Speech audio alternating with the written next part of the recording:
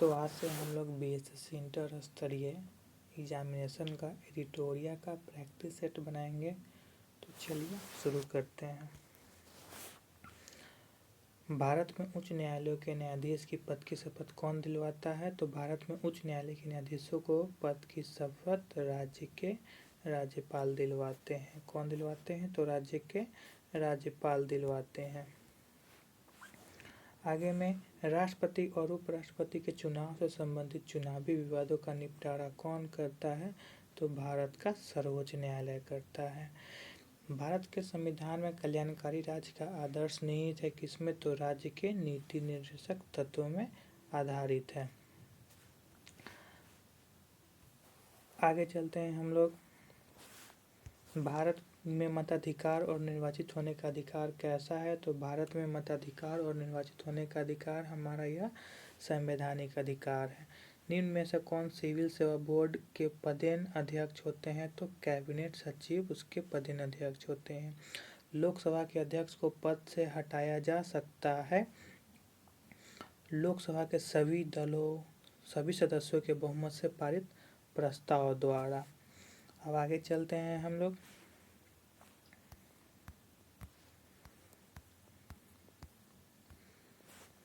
भारत का संविधान गणतंत्रात्मक है क्योंकि यहाँ का कोई वंशानुगत शासक नहीं है। यहाँ का वंशानुगत शासक नहीं होता है, इसी के लिए। आगे चलते हैं। गांधी को चंपारण आने का निमंत्रण किसने दिया था? तो गांधी को चंपारण आने का निमंत्रण राजकुमार शुक्ल ने दिया था। 1934 में पटना अनुशीलन समिति की एक शाखा की स्थापना किसने की थी? तो देखिए 1913 में पटना में अनुशीलन समिति की एक शाखा की स्थापना की गई हुई थी सचिंद्रनाथ सान्याल के द्वारा। किसके द्वारा? तो सचिंद्रनाथ सान्याल के द्वारा किया गया था। अगला क्वेश्चन है, बिहार का पहला रामसर स्थल कौन सा है? तो बिहार का पहला रामसर स्थल जो है वो कांवर झील हो जाएगा। निम्नलिखित में से कौन सी सभ्यता अपने नगर नियोजन के लिए प्रसिद्ध थी? तो ये हम सबको पता है, अपने नगर नियोजन के लिए सिंधु घाटी की सभ्यता प्रसिद्ध थी।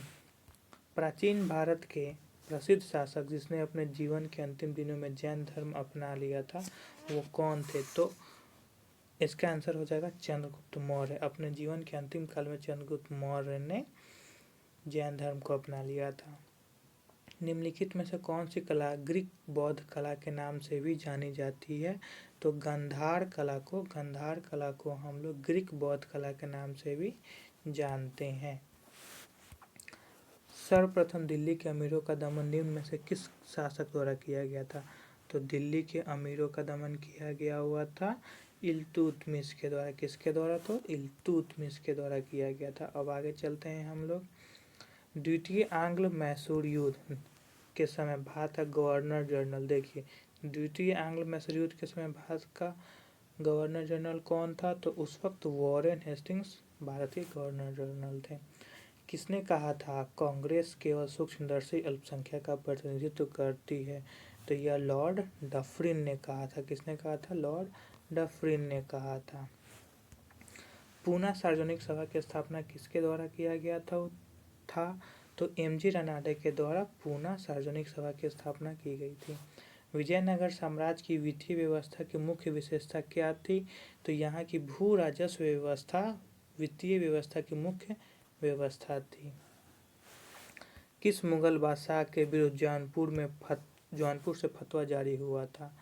तो अकबर के खिलाफ जौनपुर से फतवा जारी किया गया हुआ था। आगे चलते हैं हम लोग। नीचे दिए गए घटनाओं तथा उनके तिथि का सही मिलान करना है। तो आइए चलिए मिलान करते हैं हम लोग। रॉलेट एक्ट कब हुआ था? तो 19 मार्च 1919 को हुआ था। 19 मार्च 1919 को। रॉलेट सत्याग्रह अगर देखेंगे तो रॉलेट सत्याग्रह 6 अप्रैल 1919 को हुआ। भारतीय राष्ट्रीय कांग्रेस का अमृतसर अधिवेशन कब होता है? तो वो होता है हमारा 2 दिसंबर 1919 को। और जलियांवाला बाग हत्याकांड सबको पता है 13 अप्रैल 1919 को हुआ था। तो इस प्रकार से हमारा आंसर जो हो जाएगा वो इसका डी आंसर हो जाएगा। आगे चलते हैं। भारत का अपने पड़ोसी देशों के मध्य अंतर्राष्ट्रीय सीमा के विस्तार का आरोही क्रम बताएं। किसमें? तो आरोही क्रम में हम लोगों को बताना है। तो इसका आंसर हो जाएगा बी, नेपाल, पाकिस्तान, चीन और बांग्लादेश। निम्नलिखित में से कौन सा जिला धारवाड़ भू स्तरीय रचना वाली नहीं है? क्वेश्चन ये पूछ रहा है कि धारवाड़ भू स्तरीय रचना वाली नहीं है, तो ये हमारा हो जाएगा रोहतास जिला। कौन सा हो जाएगा हमारा? रोहतास जिला हो जाएगा। अटल टनल से संबंधित निम्नलिखित कथनों पर विचार करना है और हमें बताना है कौन कौन सा सही है। तो अटल टनल से संबंधित कौन कौन से सही हो जाएंगे, चलिए मिलान करते हैं हम लोग। तो इसका निर्माण सीमा सड़क संगठन के द्वारा किया गया था, तो हाँ बिल्कुल सही है। यह मनाली और लाहौल स्पीति घाटी को जोड़ने का काम करता है, तो ये भी सही है। यह हिमालय के पीर पंजाल पर्वत श्रृंखला के मध्य स्थित है, तो हाँ। और यह भारत के लिए सामरिक दृष्टि से महत्वपूर्ण है, तो हाँ। तो इसका आंसर चारों सही हो जाएगा, ए बी सी डी, मतलब चारों 1 2 3 4 सारे सही हैं। अब आते हैं नर्मदा घाटी किस पर्वत श्रृंखलाओं के बीच अवस्थित है?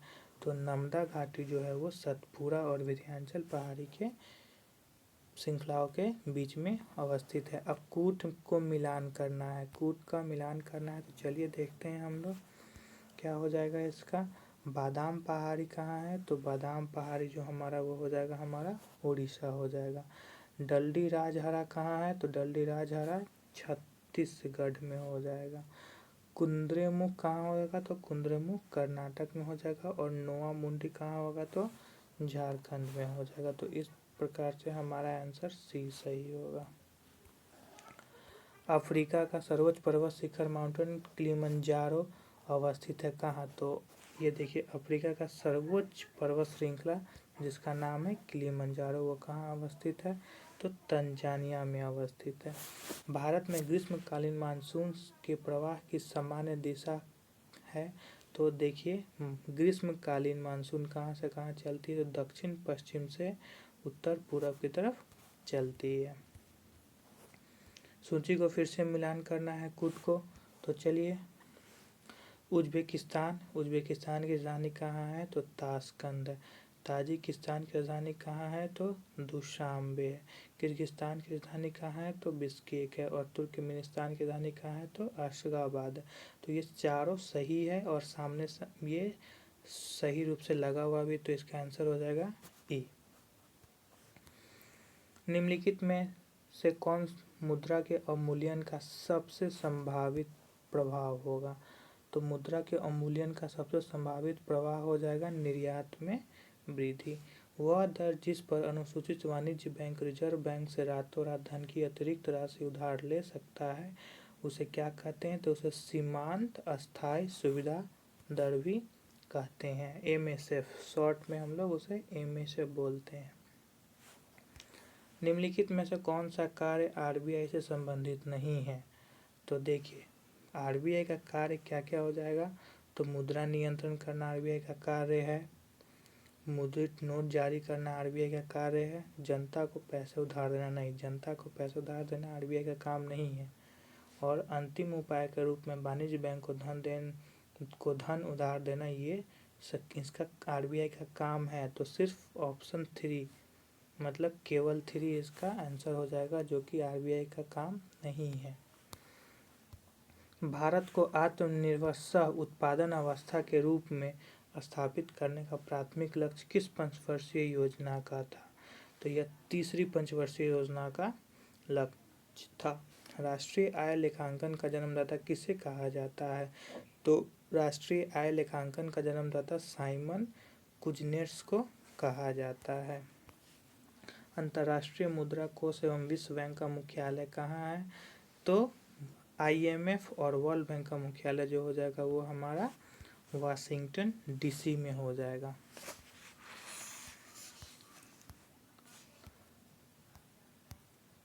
भारत के कृषि उत्पादों से संबंधित बाजार का विनियमन कौन करता है? तो बाजार का विनियमन करने का काम होता है कृषि उत्पाद बाजार समिति अधिनियम का।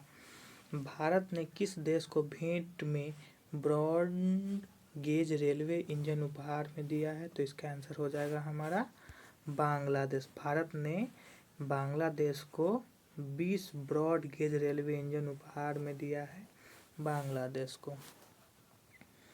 भारत सरकार ने वर्ष 2023-24 में साधारण धान के लिए कितना न्यूनतम समर्थन मूल्य स्थापित किया है? तो देखिए करेंट अफेयर सब है।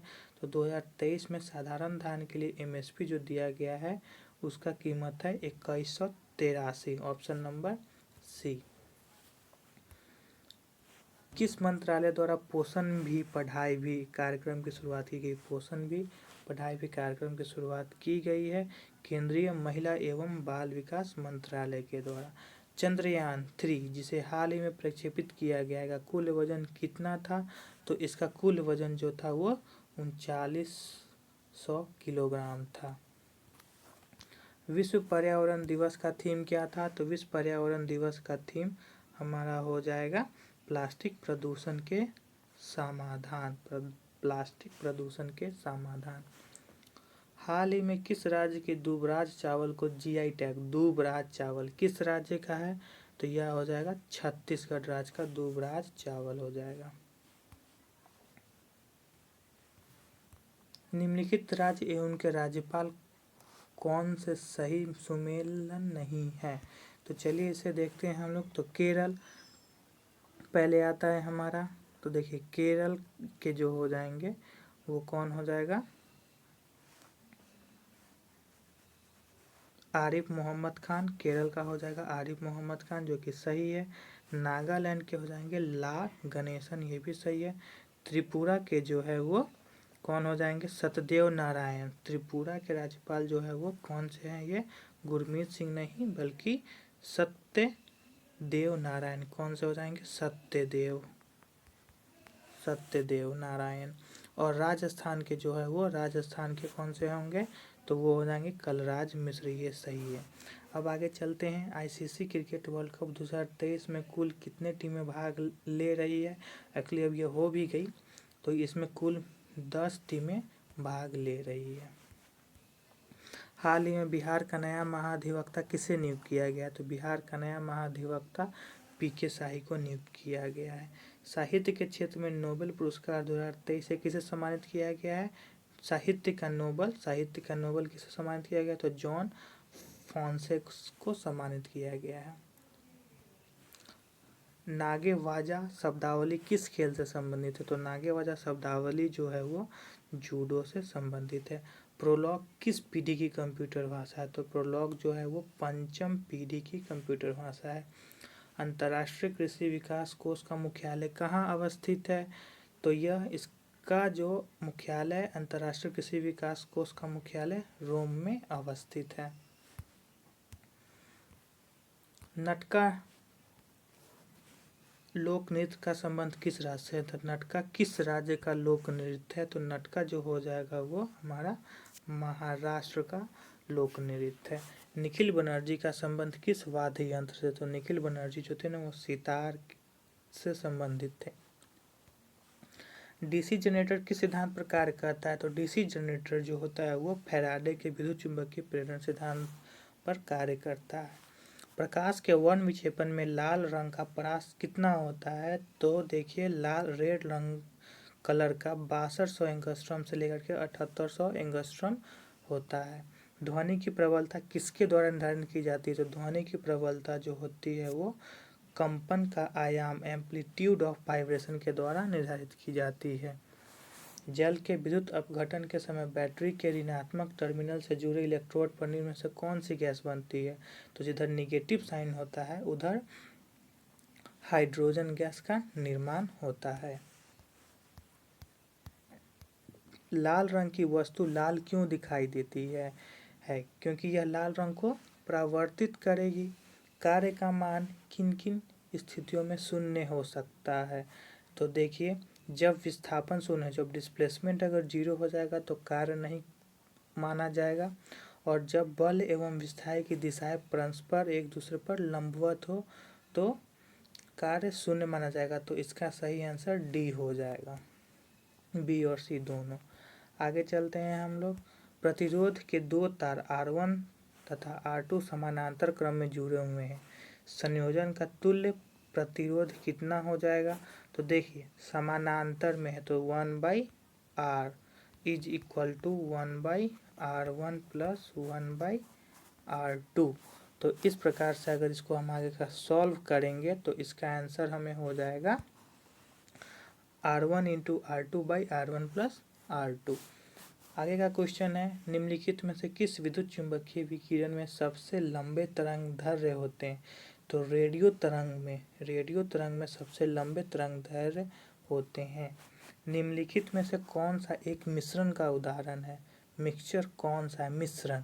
तो इस्पात जो होता है वो मिश्रण होता है। आगे कार्लेनाइट किस धातु का अयस्क है? कार्नेलाइट किस धातु का अयस्क हो जाएगा? तो यह हो जाएगा पोटेशियम का अयस्क हो जाएगा। हीलियम के नाभिक में होता है क्या? तो हीलियम के नाभिक में 2 प्रोटॉन और 1 न्यूट्रॉन पाए जाएंगे। क्रोमैटोग्राफी तकनीकी का प्रयोग होता है किस चीज़ के लिए? तो रंगीन रसायन के मिश्रण से पदार्थों को अलग करने में हम लोग इसका यूज करते हैं। माणिक्य और नीलम रासायनिक रूप से होते हैं क्या? तो माणिक्य और नीलम रासायनिक रूप से एल्युमिनियम ऑक्साइड होते हैं। क्या होते हैं? एल्युमिनियम ऑक्साइड होते हैं। जर्मन सिल्वर में चांदी का कितना प्रतिशत होता है? तो जर्मन सिल्वर में चांदी का कोई प्रतिशत मतलब 0% होता है। इसमें तांबा होगा, ठीक है, जस्ता होगा, जिंक हो जाएगा, कॉपर हो जाएगा और साथ में हमारा निकेल हो जाएगा। कॉपर जो है वो 50% होगा, जिंक जो है वो 35% हो जाएगा और निकेल जो है वो 15% होगा। जर्मन सिल्वर में चांदी नहीं होता है। निम्न में से किस पदार्थ की विशिष्ट ऊर्जा सर्वाधिक है?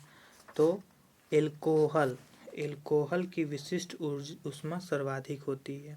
ऑक्सीकरण के संबंध में निम्नलिखित में से कौन सा कथन सत्य है? ऑक्सीकरण, तो इसमें इसका आंसर हो जाएगा एक उपयुक्त में से एक से अधिक, मतलब इसमें इलेक्ट्रॉन का त्याग होता है, ऑक्सीजन का संयोजन होता है। ठीक है, आगे चलते हैं। मस्टर्ड गैस का उपयोग किया जाता है किस चीज़ में? मस्टर्ड गैस का उपयोग किया जाता है रासायनिक युद्धों में। निम्नलिखित में से कौन सा एक विस्फोटक नहीं है? तो नाइट्रोक्लोरोफॉर्म विस्फोटक नहीं है। उसके अलावे TNG, TNT और पोटेशियम क्लोराइड यह सभी विस्फोटक हैं। पृथ्वी पर सबसे पुराना जीव कौन सा है? तो पृथ्वी पर सबसे पुराना जीव नीलहरित शैवाल, ग्रीन एल्गी। गर्म रुधिर वाले जंतु वे होते हैं जो अपने शरीर के तापक्रम को हमेशा कैसा बनाए रखते हैं? एक सा बनाए रखते हैं। सूची 1 को 2 से मिलान करना है, तो चलिए देखते हैं। इसमें सुंदरी जो है वो न्यूमेटाफोर हो जाएगा। अमरवेल जो है वो क्या हो जाएगा? चूषण मूल हो जाएगा। सिंघाड़ा जो है वो हो जाएगा स्वांगीकरण मूल और प्याज जो हो जाएगा वो भूमिगत तना हो जाएगा। इस प्रकार से इसका आंसर बी हो जाएगा। चलिए आगे का देखते हैं हम लोग। शल्य क्रिया में ऑर्थोप्लास्टी क्या होता है? तो ऑर्थोप्लास्टी जो होता है वो कूल्हे के जोड़ का प्रतिस्थापन होता है। सामान्य मानव में पाचन का अधिकांश भाग किस अंग में होता है? तो पाचन का अधिकांश भाग जो है वो हमारा छोटी आंत में संपन्न होता है। इंसुलिन में निम्नलिखित में से कौन सी धातु उपस्थित होती है? तो इसमें जस्ता, जिंक जिसे बोलते हैं हम लोग, जिंक इंसुलिन में उपस्थित होती है। आगे हेपेटाइटिस रोग से मनुष्य के शरीर